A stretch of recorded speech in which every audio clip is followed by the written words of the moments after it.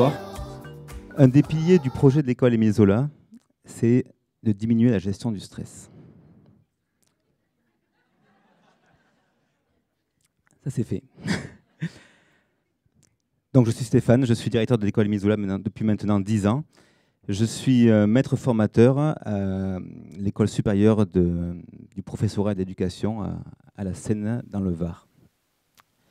Voilà, avant d'expliquer le projet de l'école Émile Zola et ses composantes, je voudrais faire un petit retour en arrière sur ma scolarité qui n'est pas, voilà, qui n'est pas classique, on va dire, et rappeler deux événements qui la ponctuent, deux souvenirs qui me reviennent très clairement à l'esprit. Le premier, donc, il a lieu à l'école élémentaire, en classe de CM2. Je me souviens très clairement du moment où, en classe, je me promenais à la recherche de la fiche d'autonomie sur le COD. En toute confiance, je la cherchais, j'étais bien. Bon, j'ai fini par la trouver finalement, hein. Mais voilà, c'est un souvenir de confiance et puis de confort dans cette classe où une pédagogie alternative avait lieu à l'époque. Je suis rentré après sans problème au collège et les choses se sont dégradées. On va dire que j'ai perdu confiance en moi, clairement. Et bon an, mal an, je suis arrivé jusqu'en seconde pour faire une seconde et puis pour faire une deuxième seconde.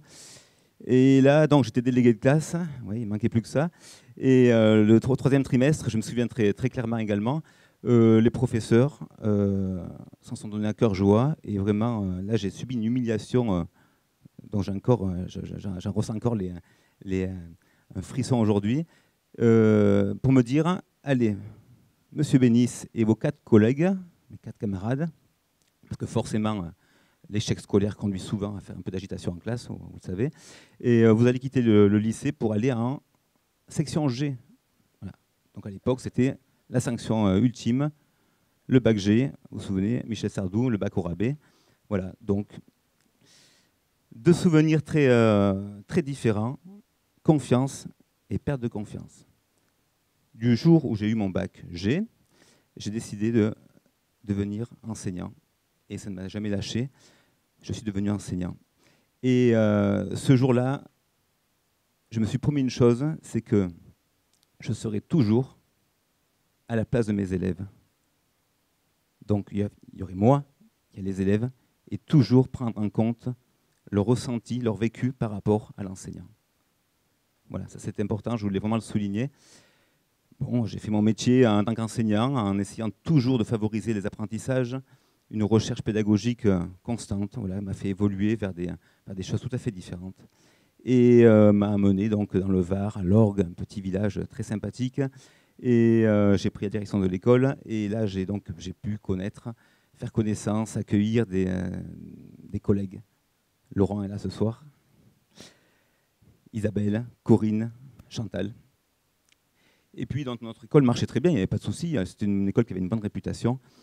Et puis, un jour, en cours de récréation, je me souviens très bien, Laurent s'en souvient également, on râlait contre le système, comme on faisait souvent, et ça n'allait pas. On évaluait, mais on n'avait pas des bons résultats.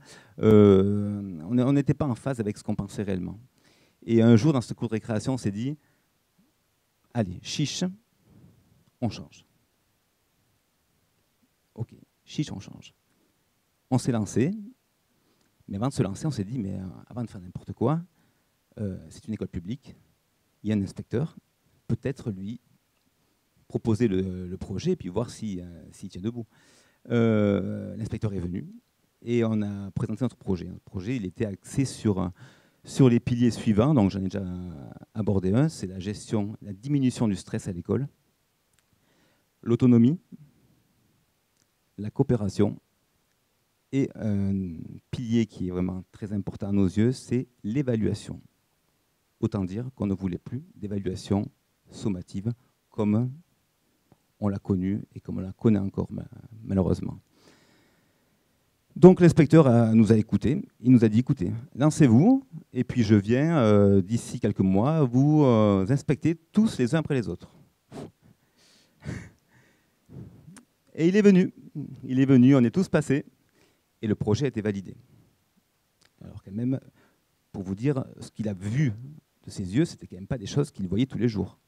dans la classe de Laurent, de Corinne, de Chantal et puis d'Isabelle, c'était donc des élèves qui fourmillent dans la classe, qui vont prendre des fiches en autonomie, qui vont valider des compétences, parce qu'on n'évalue plus, on valide des compétences. Un élève qui, un jour précis, est capable de valider une compétence sur le COD, encore celui-là encore, eh bien, il dit à son enseignant, moi je suis prêt, je vais valider.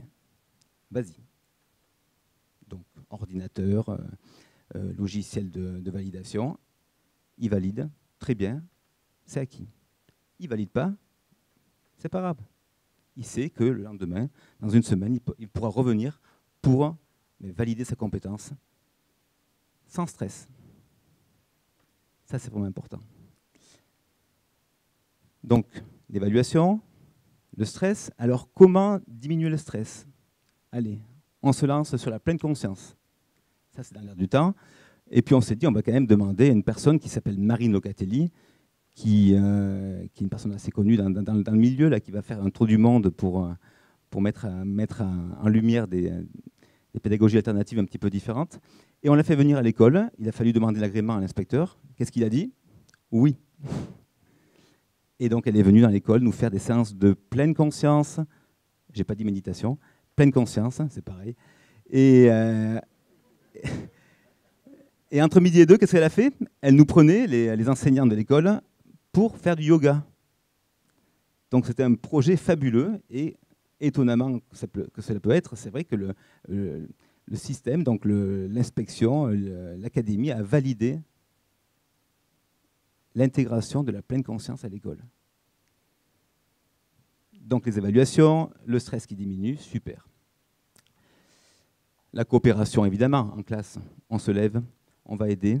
L'enseignant n'est plus celui qui transmet des savoirs, il accompagne ses enfants, ses élèves. Il donne l'occasion aux autres élèves d'accompagner les autres élèves, des classes à multiniveau, des CM2 qui apprennent à lire à des CP. Oui, ça se fait.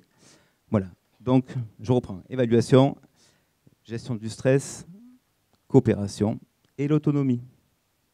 Le matin, le lundi matin, les élèves de l'école, dans la plupart des classes, dans les 5 classes de l'école, ont un plan de travail qu'ils doivent finir en fin de semaine. Et il est dense, très dense, mais je peux vous dire que la plupart des élèves, 90% des élèves, finissent leur plan de travail en fin de semaine. La charge de travail qui est absorbée est incroyable. Donc du coup, le projet, finalement, il s'est mis en place, il a pris du temps, il a généré beaucoup d'angoisse chez les enseignants, ça je ne vous le cache pas. Beaucoup de travail, des remises en question professionnelles profondes, personnelles profondes. On a eu des moments de flottement. On continue pas, là, il y a des larmes, il y a de l'inconfort qui s'était installé dans l'école, et on a continué. Et au bout du compte, au bout de quelques mois, on s'est rendu compte que ça marchait. Les parents étaient contents. L'inspecteur était content puisqu'il nous avait inspecté et que tout allait bien. Les enfants étaient ravis. Et nous, on s'est découvert une identité qu'on ne connaissait pas chez nous, quelque chose de nouveau qui portait ce projet. Voilà.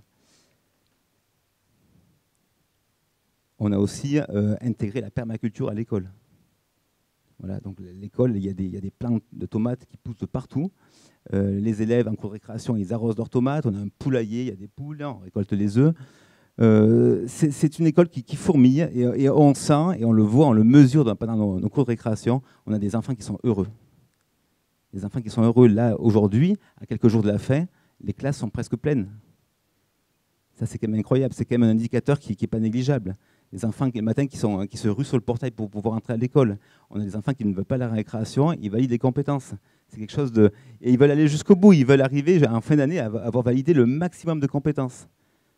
Donc voilà, on aura pu faire le parallèle entre une pédagogie transmissive, pas forcément mauvaise, parce qu'il y a quand même des choses qui sont bonnes. On ne voit pas que des mauvaises choses dans les classes, il n'y a pas que l'alternative qui est fabuleux. Il y a des enseignants qui ont une empathie fabuleuse et qui sont des bons enseignants, tout en restant classiques. Mais aujourd'hui, le projet d'école Émile Zola, il est vraiment, je pense qu'il est sur sa lancée, il n'est pas fini, il va se peaufiner avec les années encore, mais on peut dire que Et je peux dire au nom de mes collègues que la voie que l'on a prise a été la bonne. Et je ne pense pas que l'on veuille faire retour en arrière. Autre chose, pour en revenir à la formation initiale et continue,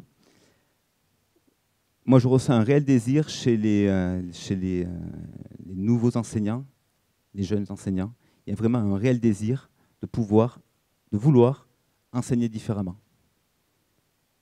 Donc ça, je pense que c'est un créneau qu'il va falloir prendre, travailler pour pouvoir faire basculer le mouvement qui est lancé depuis quelque temps déjà, mais qui se renforce aujourd'hui. Je vous remercie.